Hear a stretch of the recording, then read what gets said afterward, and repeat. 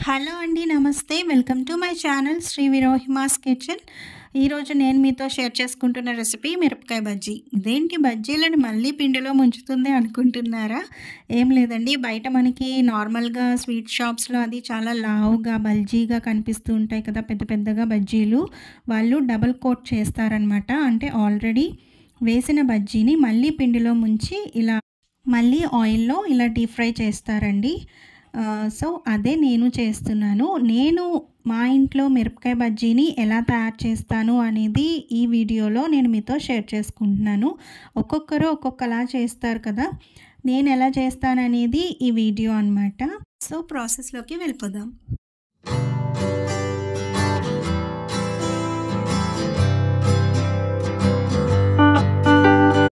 ముందుగా మిరపకాయ బజ్జీల కోసం మిరపకాయలని, అలానే చింతపండు గుజ్జుని, వాము, ఉప్పు కలిపి పౌడర్‌ని ఇలా తీసుకోవాలండి. వాము, ఉప్పు కలిపి నేను మిక్సీ జార్‌లో వేసుకొని పౌడర్ చేసుకొని పెట్టుకుంటాను. మీ దగ్గర ఆ పౌడర్ లేకపోయినా పర్వాలేదు. నార్మల్‌గా వాము వేసేసుకోండి. వామ ఉంటుంది కదా! అజ్వైన్ అంటారు. దాన్నైనా 1 టేబుల్ స్పూన్ వేసేసుకోండి. పౌడర్ అయితే హాఫ్ స్పూన్ వేసుకోండి. ఇలా చింతపండు గుజ్జులో వేసుకోండి.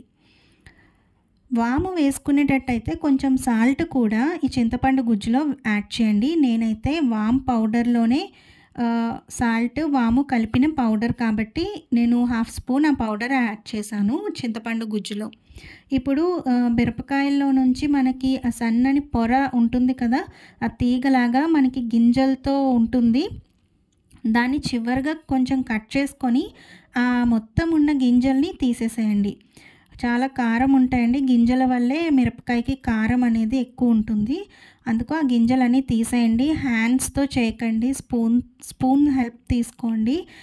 హ్యాండ్స్‌కి గ్లౌజెస్ అయినా పెట్టుకొని చేయండి ఈ ప్రాసెస్ అంతా. లేదు అంటే మనకి చెయ్యి చాలా మండిపోతుంది. నేను ఇదొక్కటే చూపిస్తున్నానండి. మిగిలినవన్నీ నేను గ్లౌజెస్‌తోనే చేశాను. ఇప్పుడు మనం ఇవన్నీ కూడా ఇలానే రెడీ చేసి పెట్టుకోవాలండి. నేను చూపించిన విధంగా ఈ లోపల ఈ చింతపండు గుజ్జుని మొత్తం స్ప్రెడ్ చేసుకోవాలి ఇలాగా. ఇలానే మొత్తం మిరపకాయలో నుంచి గింజలన్నీ తీసేసి అన్నిటికీ ఇలా చింతపండు గుజ్జుని అప్లై చేసి పక్కన పెట్టి ఉంచుకోండి. చూసారు కదా! గింజలన్నీ నేను సెపరేట్ చేసేసి అన్నిటికీ చింతపండు గుజ్జుని ఇలా లోపలికి స్ప్రెడ్ చేసుకొని పక్కన పెట్టుకొని ఉంచుకున్నాను. ఇప్పుడు నేనైతే ఇలా ఆనియన్స్‌ని లోపల స్టఫ్ చేసి పెట్టుకుంటానండి. ఎవరైనా ఇలా ట్రై చేయకపోతే డెఫినెట్‌గా ట్రై చేయండి. చాలా టేస్టీగా అనిపిస్తది. లోపల మనకి ఆనియన్స్ ఆ బజ్జీ ఫ్రై అవుతున్నప్పుడు ఆ ఆనియన్స్ లోపల మనం స్టఫ్ చేసినవి కూడా కొంచెం మనకి సాఫ్ట్ అయిపోయి తినేటప్పుడు కొంచెం ఉప్పగా, పుల్లగా చాలా టేస్టీగా అనిపిస్తది. ఇవన్నీ కూడా అన్నిట్లో ఈ ఆనియన్స్‌ని ఇలా స్టఫ్ చేసేసుకొని పక్కకు తీసి పెట్టుకోండి. ఇప్పుడు బజ్జీ పిండి బ్యాటర్ కోసం ముందుగా మనం ఒక కప్ వరకు శనగపిండిని తీసుకొని అందులో 2 టేబుల్ స్పూన్ల వరకు బియ్యం పిండిని యాడ్ చేయండి. మనం బియ్యం పిండి యాడ్ చేయడం వల్ల కొంచెం క్రిస్పీనెస్ అనేది బజ్జీలకి వస్తుంది. అలానే తగినంత సాల్ట్ యాడ్ చేసుకోండి. కొంచెం పసుపు కలర్ రావడానికి, అలానే కొంచెం కారం. ఇవన్నీ యాడ్ చేసుకున్నాక కొంచెం వాముని ఇలా చేత్తో నలుపుకొని వేసుకోండి. అప్పుడే మనకి ఫ్లేవర్ అనేది బాగా వస్తుందన్నమాట బజ్జీ పిండిలో. ఇలా తగినంత వాటర్‌ని యాడ్ చేసుకొని బజ్జీ పిండి కన్సిస్టెన్సీలో కలుపుకోండి. కొంచెం మందంగా, మరీ జారిపోయినట్టు కాకుండా ఇలా కొంచెం మనకి మందంగా ఉండాలి పిండి అనేది. అప్పుడే మనకి బజ్జీలకి బాగా కోట్ అవుతుందన్నమాట పిండి. అండ్ మనకి బజ్జీ కూడా కొంచెం బల్జింగ్‌గా బావుంటుంది. ఇప్పుడు మనం ఇలా కలుపుకొని పెట్టుకున్న బజ్జీ పిండిలో ఒక పావు టీ స్పూన్ వరకు వంట సోడాని యాడ్ చేసి మొత్తంగా ఇలా బాగా మిక్స్ చేసుకోండి. ఇలా బాగా మిక్స్ చేసుకున్నాక ఇందులో ఒక 2 టేబుల్ స్పూన్ల వరకు హాట్ ఆయిల్‌ని యాడ్ చేయండి. మనం బజ్జీల్ని వేయడానికి ఎలాగో ఆయిల్‌ని హీట్ చేసుకుంటాం కదా! ఆ ఆయిల్‌ని ఒక 2 టేబుల్ స్పూన్ల వరకు ఈ బజ్జీ పిండిలో యాడ్ చేసుకొని కలుపుకోవడం వల్ల మనకి గుల్లతనం వస్తుందన్నమాట బజ్జీలకి. ఇలా బాగా మిక్స్ చేసుకోండి. పిండి అనేది ఈ స్పూన్‌కి చూసారా ఎలా కోట్ అయిందో, అలా మనకి కోట్ అయి ఉంటే కరెక్ట్ కన్సిస్టెన్సీలో ఉంది అని అర్థం అనమాట. చూసారు కదా! ఇలా ఉండాలి పిండి అనేది కన్సిస్టెన్సీ.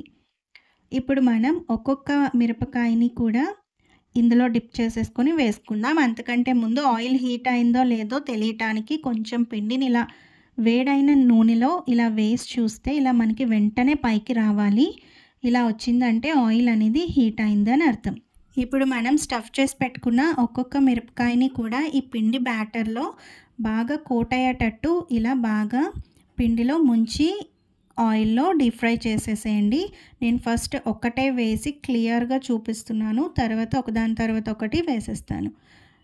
ఇలా మనం పిండిని అంచుల గంట తీయాలండి. కొంచెం మనకి లేదంటే ఫ్లో అవుతుంది కదా పిండి కిందకి, అది అలా ఫ్లో అయిపోకుండా ఉండటానికి కొంచెం అంచుల నుంచి గిన్నెకి అంచుల నుంచి ఇలా లాగి తీస్తే మనకి పిండి అనేది ఎక్కువ ఆయిల్లో పడిపోకుండా ఇలా బజ్జీలాగా వెళ్తుందన్నమాట ఆయిల్లో. ఇలా మనకి ఈవెన్గా మీడియం ఫ్లేమ్లో పెట్టి అటు ఇటు బాగా ఫ్రై చేసుకోవాలండి. ఎక్కడ కూడా పచ్చిదనం లేకుండా పిండి అంతా బాగా ఫ్రై అయ్యేటట్టు, లోపల మిరపకాయ కూడా బాగా ఫ్రై అయ్యేటట్టు ఇలా మీడియం ఫ్లేమ్లో పెట్టుకొని జాగ్రత్తగా ఇలా అటు ఇటు బాగా ఫ్రై చేసుకొని పక్కకు తీసి పెట్టుకోవాలి.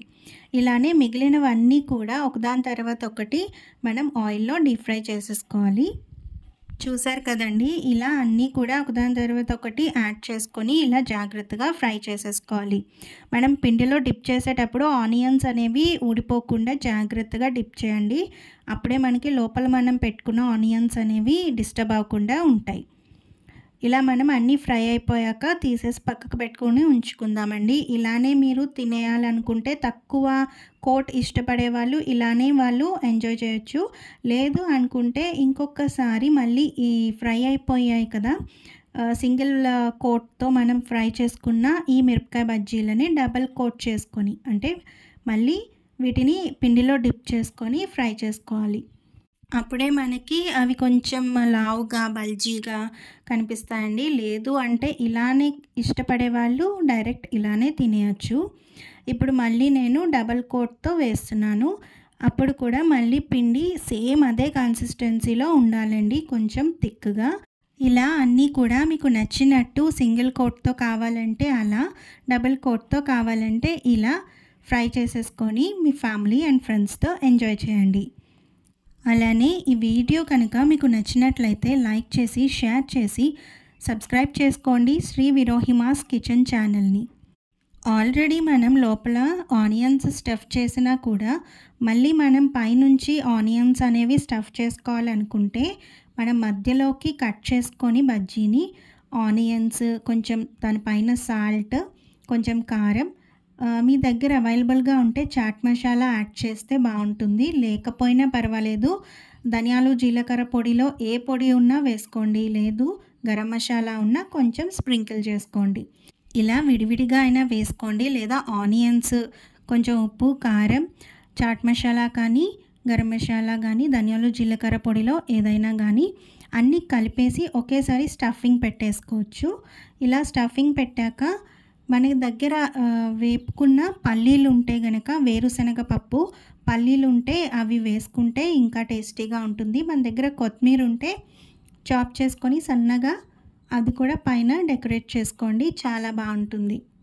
అండ్ ఫైనల్గా మనం నిమ్మరసాన్ని పైనుంచి కొంచెం యాడ్ చేసుకుంటే చాలా టేస్టీగా ఉంటాయండి ఈ మిరపకాయ బజ్జీలని. మీరు కూడా ఒకసారి ఈ ప్రాసెస్లో ట్రై చేయండి, తప్పకుండా చాలా బాగా కుదురుతాయి, చాలా ఇష్టంగా కూడా తింటారు. Bye, take care.